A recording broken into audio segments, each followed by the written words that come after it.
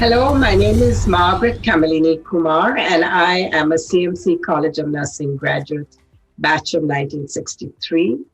I'm also currently the Vice President of the CMC Velo Foundation Board, and I'm very happy today to be introducing one of our distinguished alumni, Dr. Vinciya Pandian from the CMC College of Nursing, batch of 92. It's a great pleasure, Vinciya, and an honor to introduce you as an associate professor at Johns Hopkins School of Nursing and also a member of the Global Tracheostomy Collaborative. Welcome. Thank you. Well, since leaving CMC, you have gone on to become a thought leader in several prominent U.S. institutions, including Johns Hopkins School of Nursing, the Tracheostomy Collaborative, the National Institute of Nursing Research, and the Society of Otorhinolaryngology. Can you elaborate on how you came to all these institutions, and how did your education at CMC play a role in the advancement of your professional life? Many times I wonder myself how I became a thought leader at these prominent organizations, but I do know that a lot of these aspirations surrounded a few things. First is my passion to cater to patients' needs. Early on in my career, caring for patients in intensive care units, I realized that patients with a tracheostomy especially did not receive the same level of care or attention like other patients did. They couldn't come back to the clinic or hospital whenever they had a medical need. They were typically bedbound, or insurance would not cover their visits, and they did not have support groups in the community. Interestingly, clinical providers also did not know what the best practice was because scientific evidence was limited in that area. So all of these organizations that you mentioned have something to do with improving the clinical outcomes of these patients with a tracheostomy. Another reason is my own rebellious nature. Whenever someone said I couldn't do something, I would push myself to show them up. And then my loving husband, who would do anything possible to ensure that my academic and professional dreams came true. And finally, it's truly God's grace. Like in Psalms chapter 8, verse 4, it says, "What is man that you are mindful of him?" I often wonder, who am I that he's mindful of me? I'm truly nothing without him. I'm nothing without his grace. So it's a combination of all of these things that propelled me to where I am today. Oh, great answer. And how did CMC play a part in all this? I would say that it was a myriad of factors: dedicated faculty, opportunities to express our talents in multiple ways, opportunities to strengthen our leadership, communication, problem solving, delegation, team building skills, integrity, accountability, and many more organized activities that nurtured us intellectually, physically, and spiritual aspects of my life.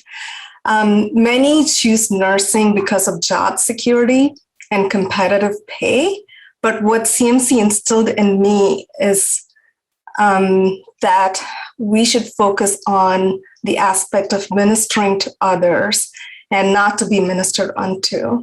And so when everyone else is frustrated and complaining about workload, I find satisfaction and contentment in caring for patients or preparing lectures, even if it is late hours or even if I have to go into work on a weekend. And most of my employers love that. And I would say that CMC provided the foundation and molded me into the professional I am today. And it's amazing that I graduated 50 years ago and we still have that same work ethic and that same thing instilled in us that long ago. So very proud to be part of that tradition. Mm-hmm. So recently you were appointed the head of digital and immersive learning at Johns Hopkins School of Nursing. How does this field impact the practice of nursing? Digital innovation is going to allow nurses to provide care remotely and improve access to care. Artificial intelligence and machine learning will help nurses provide safe patient care with decreased number of errors. Immersive learning, on the other hand, using virtual reality and augmented reality can really aid in teaching hand-eye coordination and decision-making skills remotely. And in some ways, or many ways, be a solution to the nursing shortage problem. Folks are also using robotics in healthcare, and using robots to provide guided therapy could decrease burnout or fatigue among nurses, and it could do so much more. Technology has actually advanced dramatically to the point that we've heard about civilians now starting to travel into space for pleasure. And I truly think that with all these advancements, nurses' scope of practice is going to advance further into space as well, because there would be a need to use technology to care for those who are traveling into space. Whether we travel with them into space to provide care, or we use technology to provide telehealth from Earth, the scope of nursing is definitely going to expand with the use of immersive learning and digital innovations. Wow, that's exciting. Nursing in space. So you received your bachelor's of nursing at CMC and your master's and your PhD at Johns Hopkins, and you also got an MBA at the University of Baltimore. What inspired you to go on to get these higher degrees? And do you think more nurses should follow that trajectory?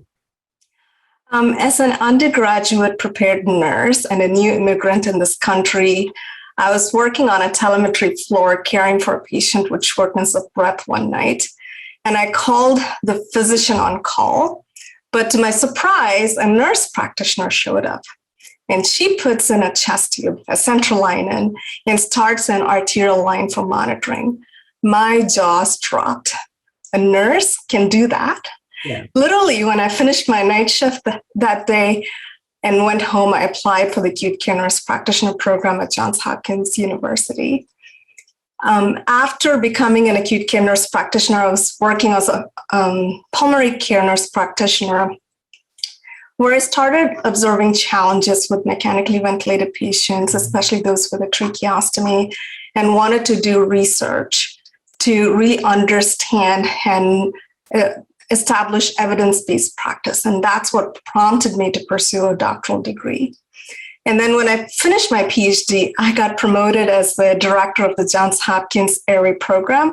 And I quickly realized that I needed a better understanding of supply chain management, marketing, accounting, finances. And these skills were crucial for me to excel as a nurse leader. And so I buckled down and went back to school to learn the science of business management and administration. I chose this path because of the limited number of options that existed in the past. We know that if we want to be at the table in a C-suite and be a well-informed nurse leader who can make the right and cost-efficient decision at a systems level, we need to understand finance. We need to be able to understand that spreadsheet in front of us. And so obtaining that extra MBA would be the way to go. But instead of taking the same pathway as I did, I would suggest that nurses consider doing dual degrees, because those are opportunities out there to do MSN MBA or DNP MBA or PhD MBA. So that way you can learn quicker and fast track your way into becoming an efficient nurse leader. Yes, I think I'm finding more and more nurses going into areas like, I got my PhD and went into leadership and policy studies as a Mhm. side because we have to be at the table. We have to be, in those places of decision making. So, what part, again, I want to reiterate, what was the profound influence that CMC had on your personal decisions, both in your professional life and your personal decisions? The one thing that had a profound influence on me that originated from CMC and carries on into my personal professional decision is the feeling of togetherness with my batchmates, batch of 1992. We had bonded on that 8th floor of the Glass Palace.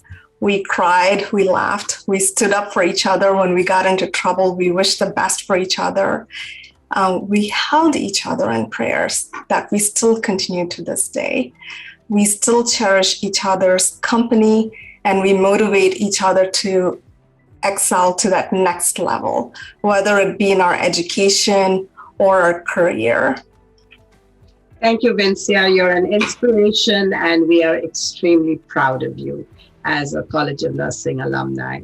God bless you in your future endeavors, and we look forward to greater things from you. Thank you, Margaret. Thank you. Bye.